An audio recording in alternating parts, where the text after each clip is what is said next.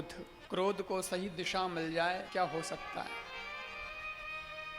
गलत दिशा मिल जाए तो क्या होता है, और सही दिशा मिल जाए तो क्या होता है। मैं आपको दोनों उदाहरण सुनाता हूँ, क्योंकि अपने बात चल रही थी कि 11 तो सैनिक हैं और 7 महारथी हैं गीता में, महाभारत के हिसाब से।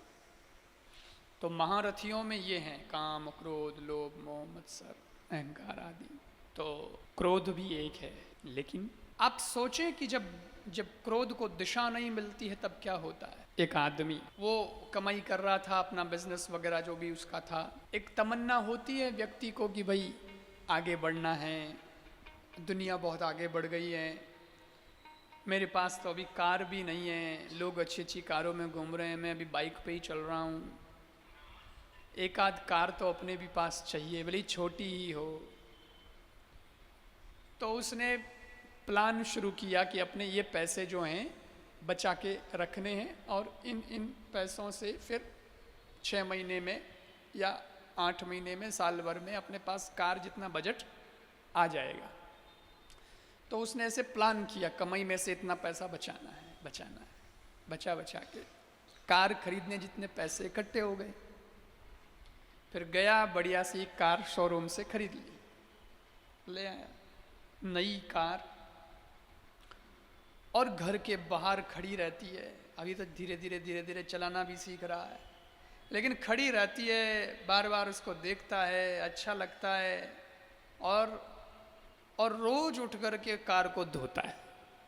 नई कार है भाई, शौक लगा हुआ है, रोज धोता है। सीट के जो पॉलीथीन है वो भी नहीं उतारी, बोले आप ही उतरे तो देख ला गया, पो नहीं उतारा, नवी है वो, फूट रही ला गया, बढ़िया, बड़ा अच्छा लगा। सफाई करता है, कब वो लगाता है, साफ कांच साफ करना, ये करना वो करना। अभी बस 4-5-10 दिन ही बीते थे। घटना ये घटी कि उस आदमी का छोटा बच्चा था और अभी अभी कुछ 1 आध महीना हुआ होगा, वो स्कूल में अब जाना शुरू हुआ। तो इतना छोटा कि अब भाई अब स्कूल जाने लगा है, अब धीरे धीरे ABCD वगैरह अब थोड़ा बहुत सीखने लगा है, ये सब चल रहा है। तो छोटा बच्चा तो वैसे भी प्यारा होता है, और वो अगर कुछ हरकत भी कर लेता है तो अच्छा ही लगता है। हुआ ये कि वो आदमी सवेरे सवेरे अपने घर के कमरे की दीवार पर कुछ कील विल ठोक रहा था, हाथ में उसके हथौड़ी थी, काम कर रहा था, और उधर वो बच्चा खेलते खेलते आ गया घर से बाहर, और बाहर खड़ी थी कार। अब बच्चे हैं, कार एकदम धोई धाई बढ़िया साफ की हुई, लेकिन इस बच्चे ने पता नहीं कोई नुकीला पत्थर पड़ा था, गले का कुछ पड़ा था, उसने उस बच्चे ने वो पत्थर उठा के और उस कार पे ऐसे ऐसे स्केच कर दिया, ऐसे पत्थर चलाया उसको कार के गेट पे, डोर पे। इतने में उस आदमी को पता चला कि अरे आपकी कोई कार को छेड़ रहा है। इतने में आया तो देखा अपना ही बच्चा, और वो स्केच कर रहा है, हाथ में उसके पत्थर। ओ हो, मेरी नई कार है, 12 लाख की कार, और उसको स्केच करके खराब कर दिया। अभी तो मैं लाया हूं बिल्कुल नई ब्रांडेड कार, पता भी है ये एक दरवाजे को वापस ठीक करने में कितने रुपए लगेंगे, और मेरी नई नवेली कार को खराब कर दिया। अपने ही बच्चे को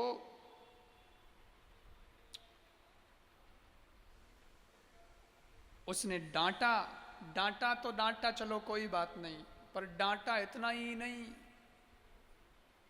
वो कर क्या रहा था, अंदर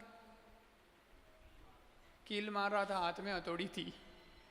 उसी हथौड़ी को वो आदमी लेके आया था भागा भागा, उसी हथौड़ी से इतना गुस्सा उसको आया कि मेरी कार खराब कर दी। उस कार के कारण इतना गुस्सा आया कि उसने उस बच्चे के हाथ पे हथौड़ी मार दी, लहू लुहान हाथ हो गया। प्रेशर इतना था, फोर्स इतना था, छोटा बच्चा, नन्ही जान, और खून खून हो गया। बच्चा जोर से रोने लगा। अब बच्चा भी किसका, खुद कोई कार लेके खुद के ही बच्चे को हाथों हाथ हॉस्पिटल ले गया। हॉस्पिटल में डॉक्टर साहब ने कहा एडमिट करना पड़ेगा। चेक किया, ये किया, वो किया, एक्सरे किया, सब पता चला तो कहा कि बच्चे की हड्डियां अंगुली की टूट गई है, ये अंगुलियां अब काटनी पड़ेगी और कोई इलाज नहीं है। ऑपरेशन हुआ, बच्चे की जो भी 3-4 अंगुलियां जो प्रहार हुआ था हथौड़ी का, काटी गई। और ऑपरेशन होने के बाद में वापस बच्चे को घर ले आए। अब बच्चा वापस नॉर्मल हुआ, लेकिन अंगुलियां गई, कट गई। वो तो आदमी एक दिन घर में बैठा है और वो बच्चा पापा की गोद में बैठ कर के बहुत मासूमियत से पूछता है, पापा मेरी अंगुलियां वापस कब आएगी? उस आदमी की आंखों में आंसू आ गए कि ये अब कभी वापस नहीं आई। ये कैसे आई? ये तो गई। ईश्वर ने एक ही अवसर दिया था और गलती किसकी? मेरी, बाप ही की गलती। और बेटे को तो बेचारे को ये भी नहीं पता कि ये वापस भी आती है कि नहीं आती है, इसलिए पूछ रहा है ये आपके जैसे मेरी अंगुलियां वापस कब आएगी?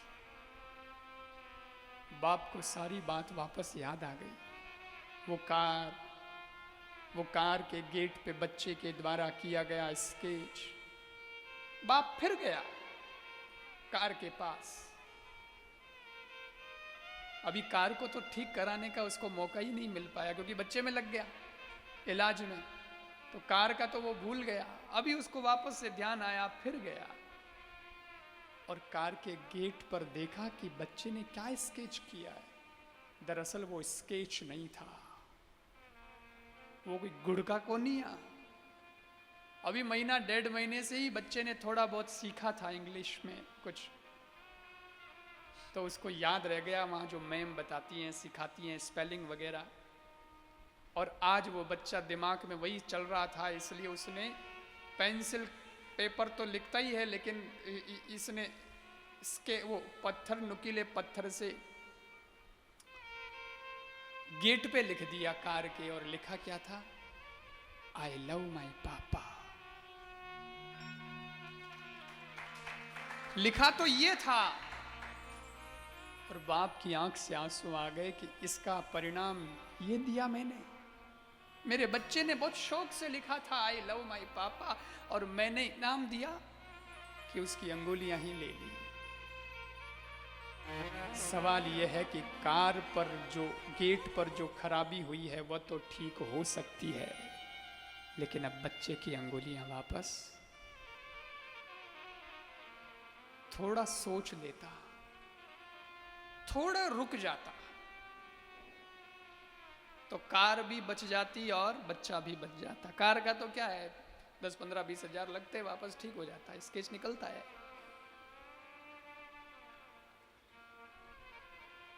और हुआ किसकी वजह से?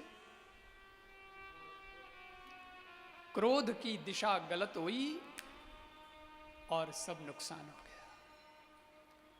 ये बात बहुत छोटी है, लेकिन कितना गहरा मैसेज देकर गई है। हमारे जीवन में जब गुस्से को दिशा नहीं मिलती है, तो हमारे घर में, हमारे परिवार में, हमारे समाज में, अपने आसपास, अपने ही जीवन में हम बहुत कुछ गलत कर बैठते हैं। आत्महत्या तो बाद में आती है, उसका नंबर तो बाद में है,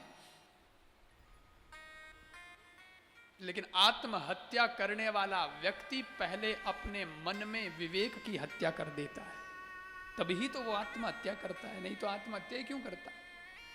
वो मरने वाला व्यक्ति पहले गुस्से में होता है, वरना खुशी खुशी आत्महत्या कौन करता है? आज मेरा मन हो गया, जा रहा हूं। खुशी खुशी कौन आत्महत्या करता है? डिस्टर्ब होता है और उसको दिशा नहीं मिलती है, इसलिए उसकी जिंदगी बर्बाद हो जाती है।